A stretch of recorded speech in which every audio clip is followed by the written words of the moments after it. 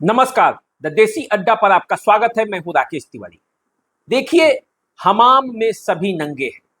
जब परतें खुलती हैं तो खुलती ही चली जाती हैं और इसीलिए कहा जाता है कि जिनके घर शीशे के होते हैं उन्हें दूसरों के घर पर पत्थर नहीं फेंकना चाहिए, क्योंकि यदि आप पत्थर फेंकेंगे तो दूसरा भी आपके घर पे पत्थर फेंक सकता है और जिससे शीशे के मकान टूट सकते हैं।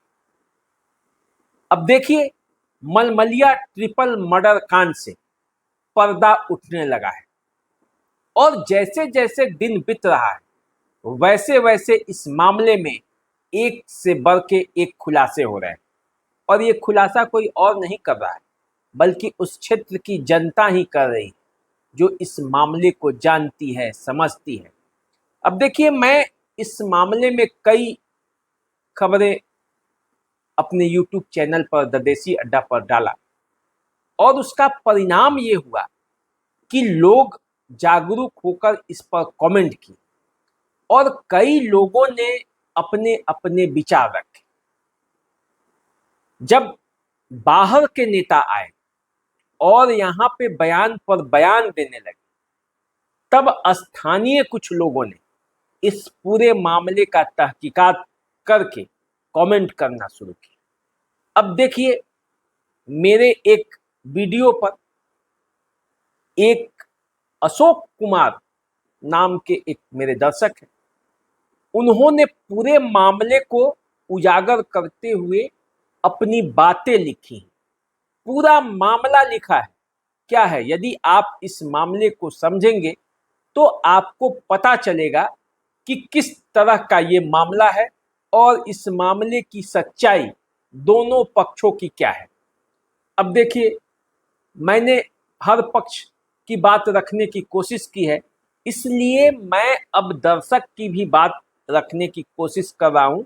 आपको विश्वास नहीं होगा तो कमेंट बॉक्स में जाकर देख लीजिएगा। मैं स्क्रीनशॉट भी इसका डाल देता हूं ताकि आपको समझ में आ जाए कि आखिर उसने लिखा क्या था। देखिए, अशोक कुमार लिखते हैं, मलमलिया कौरिया बैस्टोली की घटना के बारे में कुछ लोगों का कहना है कि यह वर्चस्व की लड़ाई नहीं थी, यह पुरानी रंजिश नहीं थी। तो आखिर मामला क्या था, आप बताइए। 60 वर्षीय कोई व्यक्ति इतना बड़ा जघन्य अपराध कैसे कर सकता है?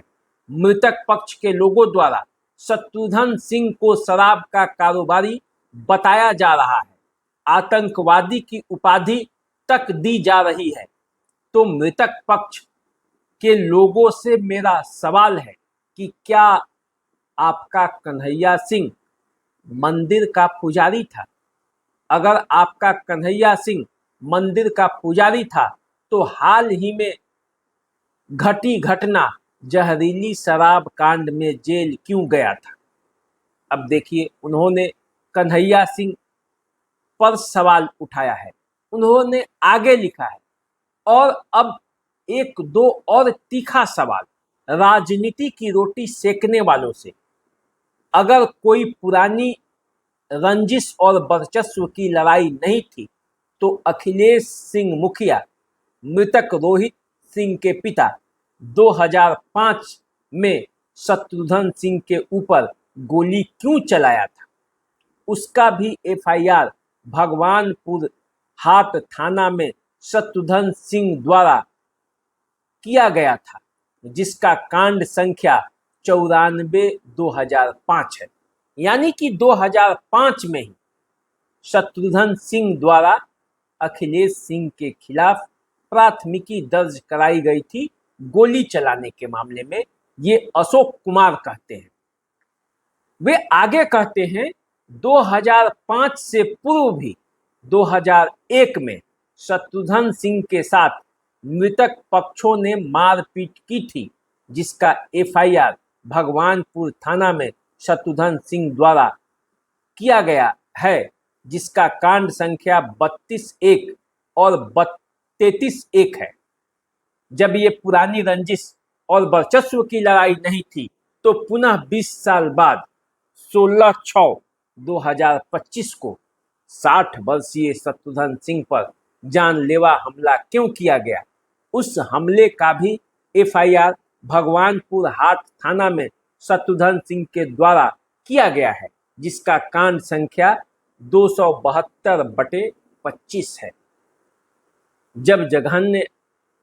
जब घटना पक्ष के लोग साधु हैं तो 4/7/25 यानी घटना के दिन सुबह 7 बजे 40 से 50 लोग शत्रुघ्न सिंह के दरवाजे पे गाली गलौज और फायरिंग क्यों किए, इसकी भी सूचना आवेदन के माध्यम से शत्रुघ्न सिंह की पत्नी रिंकी देवी थाना प्रभारी महोदय भगवानपुर को दी थी।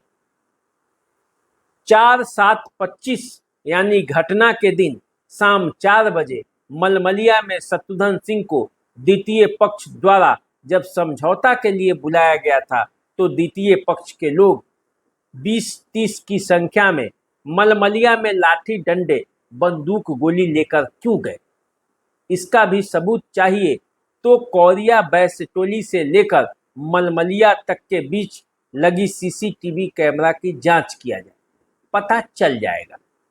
सच तो यह है कि 25 वर्षों से लगातार शत्रुघ्न सिंह को प्रताड़ित किया जा रहा था।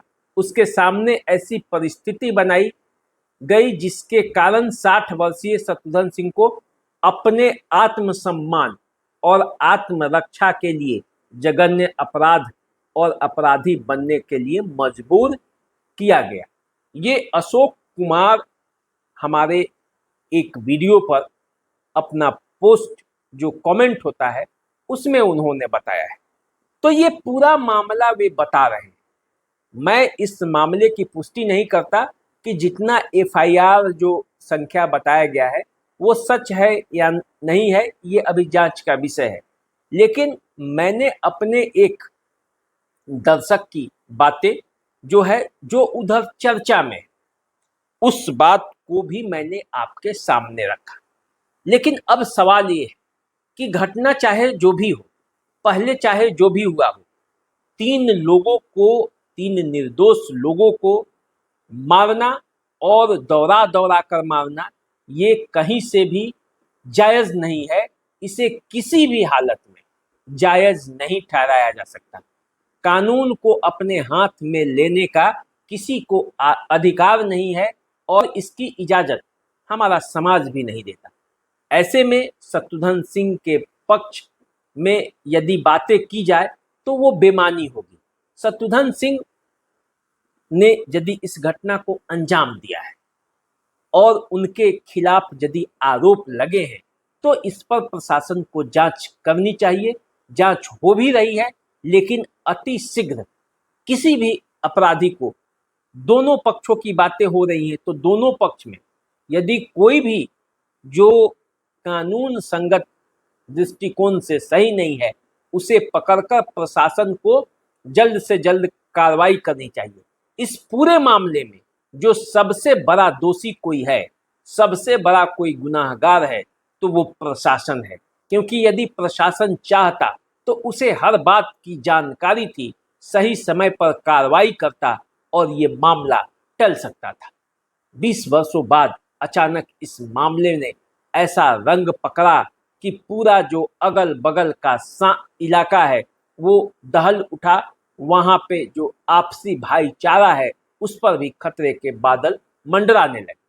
अब देखिए, ये किसी भी एंगल से यदि आप सभी बातों को देखेंगे तो ये किसी भी एंगल से कोई जातीय संघर्ष नहीं, ये हर एंगल से दो पक्षों के बीच विवाद है, दो पक्षों के बीच लड़ाई है। अब उसे आप वर्चस्व की लड़ाई की संज्ञा दे या जो मामला कहें, लेकिन मामला तो यही है, सच तो यही है कि लड़ाई पहले से चलती आ रही है और अब वो ऐसी स्थिति में पहुंची कि इस हालात ऐसे हो गए। और इसीलिए मैं कहता हूं कि संयम जरूरी है, अफवाहों पर किसी को ध्यान नहीं देना है, सतर्क रहना है, सावधान रहना है और वही काम करना है जो कानून के दायरे में हो। तो चलिए, हमारे दर्शक ने जो जानकारी दी और जो कमेंट बॉक्स में ये लिखकर भेजा है वो मैंने आपको बताया। मैं इसकी पुष्टि नहीं करता कि ये पूरा प्रॉपर जितनी भी बातें कही गई हैं वो सत्य ही है पूरी तरह 100%। लेकिन ये भी तय है कि मामला कुछ इसी के आसपास है और इसी के आसपास दिखता भी है। तो चलिए आप हमें इजाजत दीजिए, चैनल को सब्सक्राइब कर लीजिए, फेसबुक इंस्टाग्राम पे हमें फॉलो कीजिए। हम सच के साथ रहेंगे, सच चाहे किसी भी पक्ष का हो, जो भी दोनों पक्षों का सच है उसे हम आपके सामने लाते रहेंगे, आपको बताते रहेंगे। अभी दीजिए इजाजत, नमस्कार।